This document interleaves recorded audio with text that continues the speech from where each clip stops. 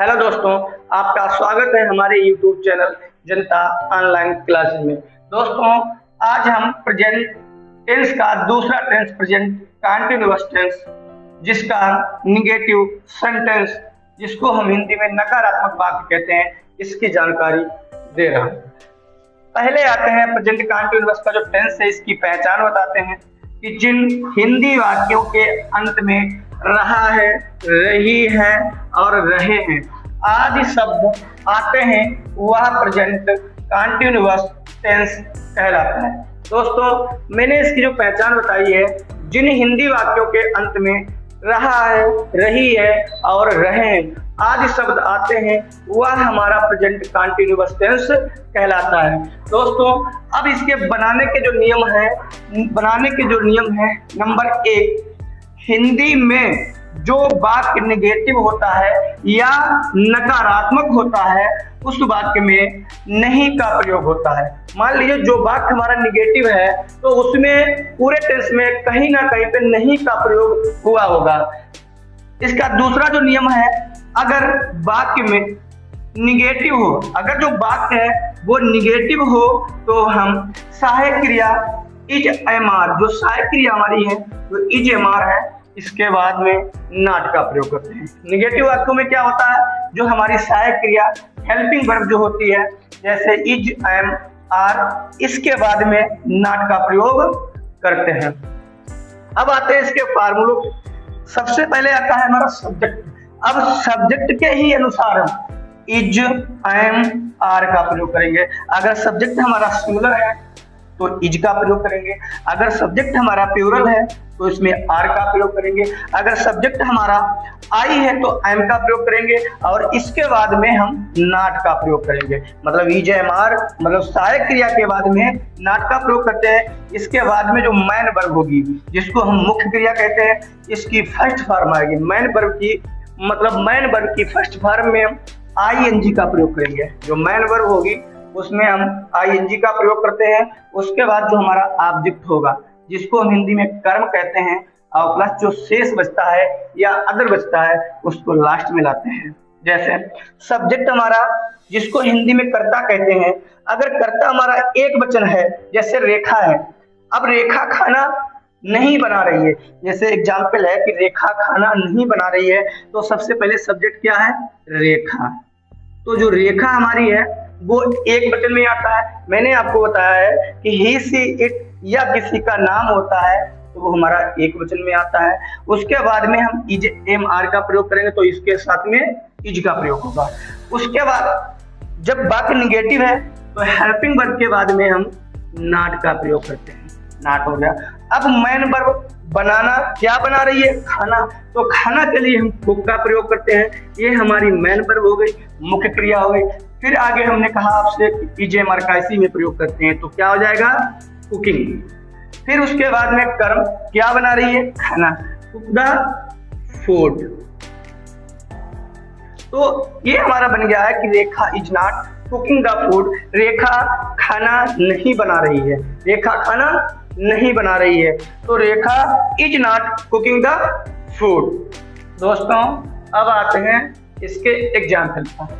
Negative जो sentence है, इसके जो एग्जाम्पल है, मतलब वाक्य, इसका जो फार्मूला है, सबसे पहले सब्जेक्ट के अनुसार इज एम आर का प्रयोग करते हैं।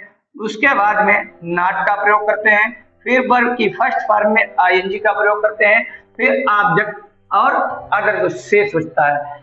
दोस्तों, ये पहला जो टेंस है, यह पहला वाक्य है कि राकेश आज अपना पाठ याद कर रहा है।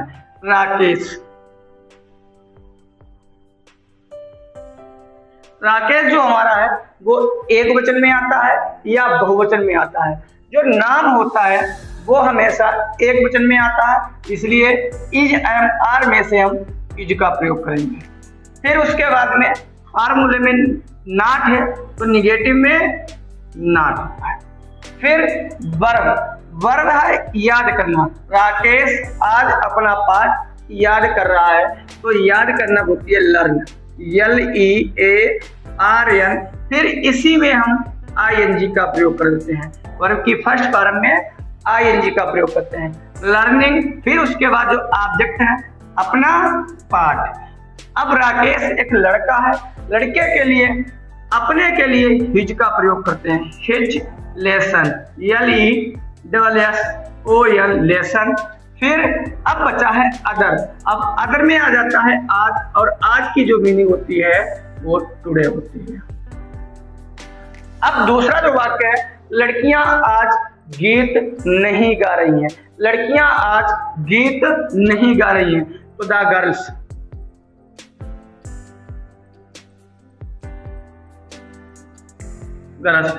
अब देखो जो लड़कियां हैं, अब यहाँ पे बहुत सी लड़कियां हैं, जहां पर दो या दो से अधिक व्यक्तियों या वस्तुओं की तुलना होती है वहां पे बहुवचन होता है।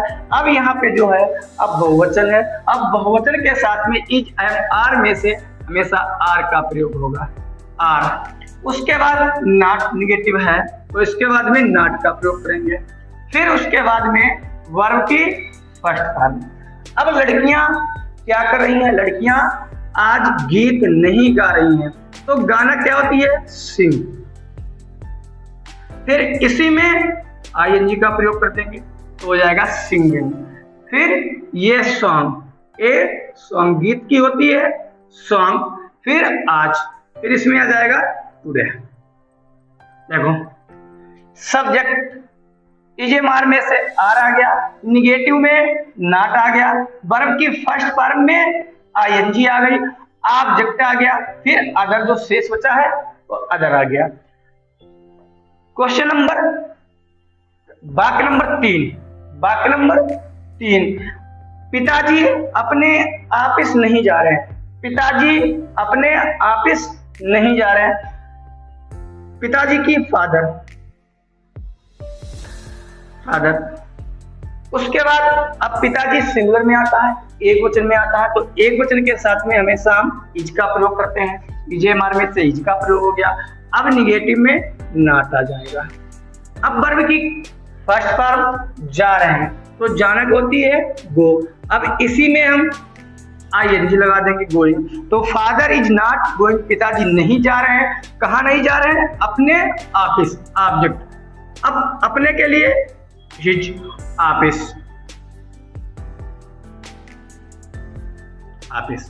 तो father is not going his office, पिताजी अपने ऑफिस नहीं जा रहे हैं। चौथा है कि दुकानदार अपनी दुकान नहीं खोल रहा है, तो दुकानदार है वो अपनी दुकान नहीं खोल रहा है, दुकानदार की होती है शॉपकीपर, शॉपकीपर। अब शॉपकीपर सिंगुलर है, एक ही है, तो इज का प्रयोग होगा, शॉपकीपर इज। उसके बाद निगेटिव है तो नॉट, नॉट का प्रयोग हो गया। अब आता है वर्ब की फर्स्ट फॉर्म। अब जो वर्ब हमारी मेन वर्ब है, अब इसमें ओपन माने होता है खोलना। अब वर्ब की जो फर्स्ट फॉर्म है इसमें हम ING का प्रयोग करेंगे, ओपनिंग।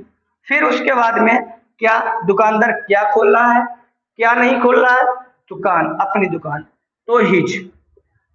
शॉप माने दुकान, तो दुकानदार अपनी दुकान नहीं खोल रहा है, दुकानदार अपनी दुकान नहीं खोल रहा है। पांचवा है तुम आज यह पुस्तक नहीं पढ़ रहे हो, तो यू माने तुम, यू हमेशा बहुवचन में आता है, तो यू के साथ में हमेशा हम आर का प्रयोग करेंगे, निगेटिव में नॉट का प्रयोग करेंगे। उसके बाद में आता है वर्ब, वर्ब की फर्स्ट फॉर्म है तो रीड, रीड माने होता है पढ़ना। अब इसी में हम ING का प्रयोग कर देंगे तो रीडिंग हो जाएगा, यू आर नॉट रीडिंग, तुम नहीं पढ़ रहे हो।